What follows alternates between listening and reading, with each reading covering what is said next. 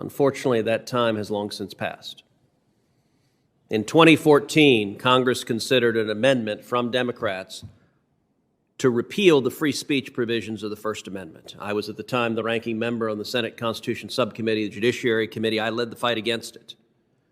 Ultimately, that amendment came to a vote on the Senate floor, and every single Senate Democrat voted to repeal the free speech protections of the First Amendment. Could you be more specific about what that vote was? Sure. It was a vote that would have given Congress plenary power to regulate. The initial version was to regulate any and all political speech by anyone. It literally would have said any expenditure of money for political speech. So it would have said that if a little old lady went to Home Depot and spent $5 to buy a cardboard sign and a stick to say, vote the bum out, that Congress could make it a felony and put her in jail. It also could have given Congress the ability to criminalize union organizing. The Democrats realized that that version of the amendment was too extreme even for them, so there was a second version that Senator Durbin offered that limited its restrictions only to corporations. However, it had plenary authority to any political speech by a corporation. Now, I'll point out Paramount Pictures is a corporation, Simon & Schuster is a corporation, NBC is a corporation, the NAACP is a corporation, Planned Parenthood is a corporation, the Brennan Center is a corporation.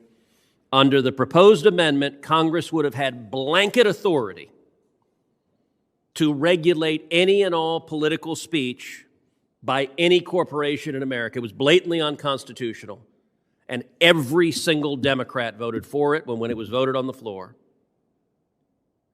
There was a time, by the way, previously when Democrats tried to repeal the First Amendment to the Constitution, the free speech protections, there were a handful of lions of the Senate that spoke out against it. Russ Feingold courageously spoke out against it. Ted Kennedy gave a floor speech saying, we haven't amended the Bill of Rights in over 200 years and now is no time to start. I gave a floor speech with a picture of Ted Kennedy behind me, nearly scared my father to death when he saw me on TV with Ted Kennedy behind me.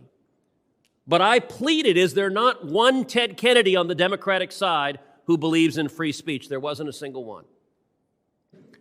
Unfortunately, with this bill, that is combined by the recent willingness of the left to engage in threats of violence and intimidation against speech they don't like.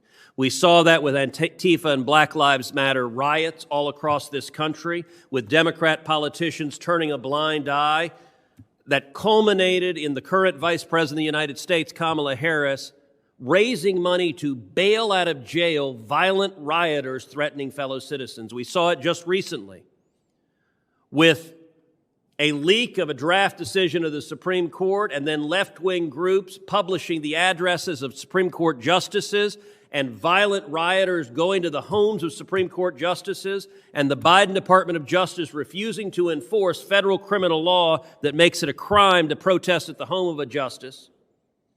But our Attorney General Merrick Garland refuses to enforce that law, and the result of that, as we saw just weeks ago, a deranged man arrested for the attempted murder of Justice Brett Kavanaugh.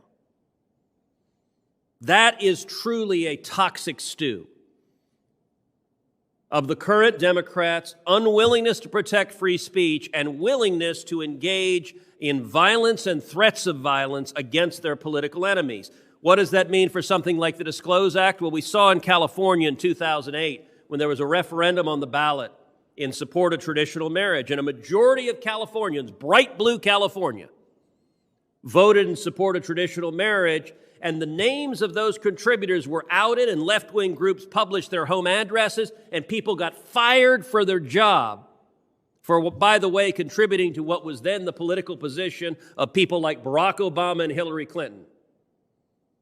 And yet people got fired for their jobs to daring to speak out. Look, the landmark case on this is NAACP versus Patterson. In that case, the state of Alabama, run by Democrats, wanted to target the people that were members of the NAACP. They wanted to go after them and persecute them. Sadly, it was the Democrats that founded the Klan, and they wanted to go after the NAACP. That case went to the Supreme Court in 1958, and the Supreme Court unanimously ruled that the NAACP, you couldn't force them to hand over their membership lists because it violates their First Amendment rights of free association.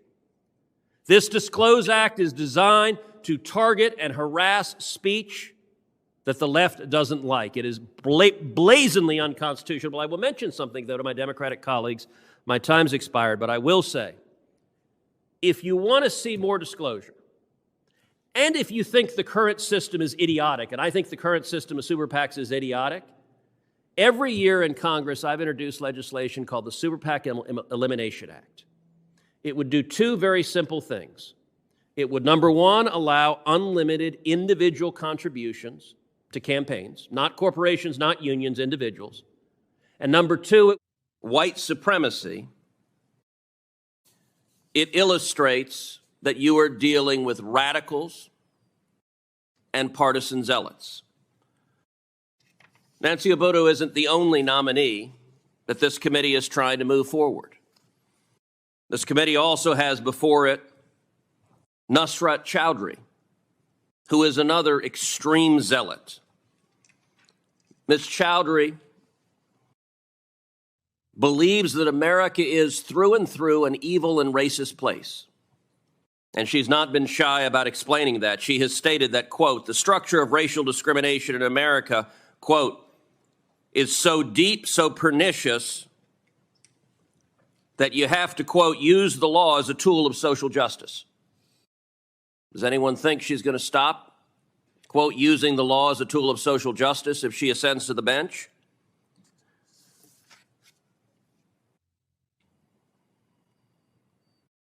The most concerning thing Ms. Chowdhury said is she participated in a panel at my alma mater, Princeton University.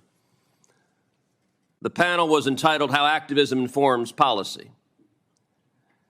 And one of the panelists there suggested that police officers kill unarmed black men every day. Now, there's a technical term for that statement. That's called a lie. It's not even kind of sort of right.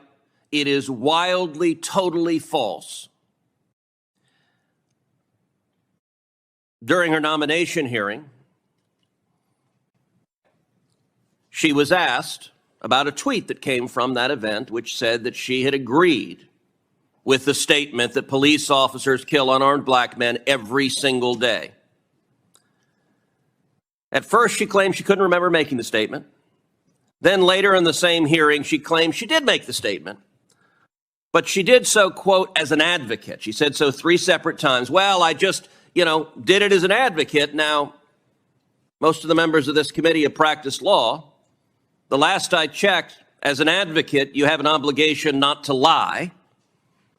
And that is a brazen lie that is dangerous. Now, subsequently, she sent a follow-up letter after her hearing saying, oh, never mind, I didn't say it. The thing that she had justified as, oh, I said it as an advocate. Afterwards, she sent a letter and said, no, actually, I didn't say it. Republicans on this committee asked for a follow-up hearing to ask about her miraculous new memory post-hearing that she didn't say such a harmful thing to police officers across the country. Sadly, the chairman wouldn't give us a new hearing. Another of the judges being considered today, Kenley Kia Cato. At her hearing, I asked her a very simple question. Is racial discrimination wrong? She was utterly unable to answer it. Today's Democrat Party embraces racial discrimination, believes that discriminating based on race, the reason, Mr. Chairman, and you are smirking, but the reason she couldn't answer it is because in law school, she had written an article advocating racial discrimination against Asian Americans. Now, Ms. Cato is Asian American. And she said, and I'm paraphrasing here, I don't have the article in front of me, but she essentially said that Asian Americans who didn't support explicit racial discrimination against Asian Americans weren't sufficiently woke. They weren't sufficiently enlightened. Now, I think that's a noxious position. But that's, of course, why she couldn't answer that racial discrimination was wrong, because she is an advocate for racial discrimination. Another one of the nominees being considered this morning is Dale Ho. Dale Ho is a self-described, quote, wild-eyed sort of leftist. Now, let me be clear. That's not my terminology. That's how he describes himself. He says, I am a, quote, wild-eyed sort of leftist. He wrote about how he's motivated each day by his hate for conservatives. That's the word he used, hate. Now, I want you to pause for a second and imagine. I'm going to ask the Democrat members of this committee to do something, which is imagine you're in somebody else's shoes. Engage in empathy. There are actually conservatives in the state of New York. Now, the Democrat governor of New York said to Republicans in New York, you're not New Yorkers, get the hell out, go to Florida where you belong. There's an arrogance to telling your voters that. But it's one thing when you're an elected official if you want to demonstrate that kind of arrogance, but one would think that a federal judge has a different obligation. So I would ask the members of this committee, imagine for a second you were a Republican. Imagine for a second you were a conservative who happened to live in New York City. And you look up in New York City on the federal bench and you see a judge who's described himself as a wild-eyed sort of leftist, his own words, who is motivated every day, who gets up every day, and what gets him going is his hatred for you. You know, this is the kind of fellow that should have worked at the Southern Poverty Law Center. That's the kind of radicals who this administration is nominating, and yet that is not the kind of person that should be a federal judge. And I'm going to talk about one final nominee that isn't before us today, but that will be soon, which is Charnel Beckelgren. Now, the members of this committee are aware of just how wildly unqualified this nominee was. She's been nominated to be a federal district judge, and our colleague, Senator Kennedy, whose cross-examinations on this committee have now become legendary, he asked her what Article 5 of the Constitution was. And she responded saying, well, she couldn't remember, she wasn't familiar with that. He then asked her what Article 2 of the Constitution was. And she said, well, that's not coming to mind either. It was a stunning display of her lack of qualifications to be a federal judge. Now, to be clear, asking someone what Article 2 of the Constitution is not some obscure legal gotcha. There are questions you can ask about bizarre, hidden legal theories that would be a gotcha, that wouldn't be fair. Not knowing what Article 2 of the Constitution is, which is what establishes the president and the executive branch, any first-year law student who didn't know what Article 2 of the Constitution was would flunk con law. And I will say Chairman Durbin subsequently said publicly she was likely to get confirmed.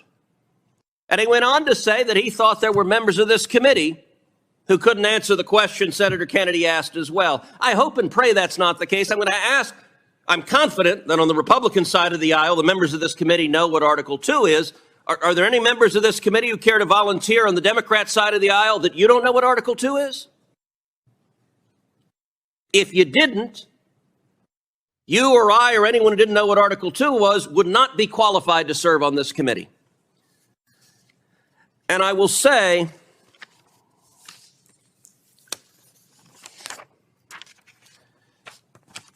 I want to encourage the Democrats on the committee to follow Chairman Durbin's lead.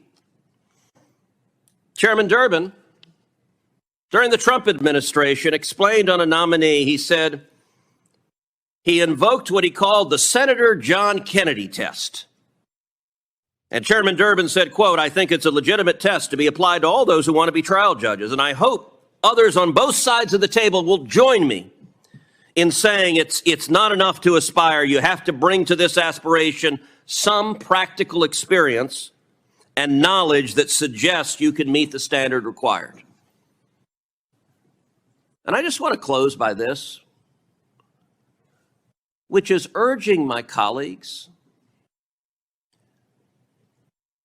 to be willing to stand up to the White House. I'm confident that many, if not most of you, actually care about having a qualified judiciary. One of the things I cannot understand over the last 2 years is every Democrat member of this committee has voted for every single Biden judicial nominee 100% without failing. And I will say on the Senate floor, every Democrat has voted for every Biden judicial nominee. Not a single Democrat in the United States Senate has mustered the courage to vote no on a single nominee. And to be clear, it wasn't that long ago. We had a Republican president and a Republican majority in this body, and there were many of us who said on particular nominees, this is not a good nominee. We're not going to support this nominee. In fact, the John Kennedy test that Chairman Durbin referred to came from a Trump nominee who John Kennedy eviscerated at a hearing in a video that I still liken to watching a car wreck in slow motion. It was painful. But what happened?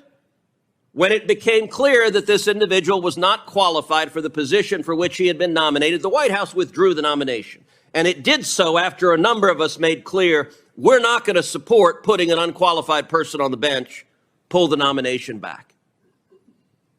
So I would ask members of this committee, is there anyone, if the White House nominates a ham sandwich, are Democrats prepared to rubber stamp Judge Ham Sandwich? And this also connects to the discussion on the blue slip.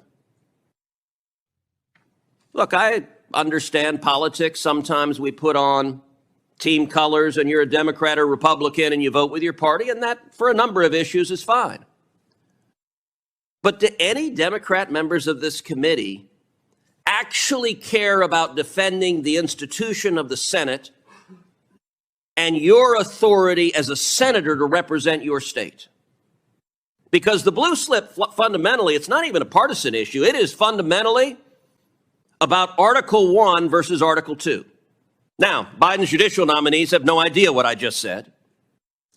But the blue slip is all about, are judges going to be picked solely by the president or by the home state senators? And let's be clear, this is not just when the opposing party is in the White House. When Donald Trump was president, there were some, I think, 22 judicial vacancies on the district court in Texas. When Trump was president, Senator John Cornyn and I, we have a bipartisan federal judicial evaluation committee that puts out a notice, a call for application, that interviews, that selects very qualified nominees, recommends them to us. I can tell you, during the Trump presidency, Senator Cornyn and I, we met together, we agreed, and for each vacancy, we forwarded to the Trump White House one name. One name, and for every single one the Trump White House nominated, the one name we forwarded. If the Democrats in this committee accede to the partisans who are saying get rid of the blue slip, temporarily you'll do some harm to Republicans on this committee by ramming through some terrible judges. But what you're really doing is giving away your prerogative. Every senator who's not even looking up right now is giving away your ability. I suspect Senator Booker cares about who's a judge in New Jersey. But if the blue slip goes away or is weakened by the Democrat chairman, you know what? Senator Booker's not going to have much of a say in who a judge in New Jersey is. And that's going to be true with a Democrat president or a Republican president. Now,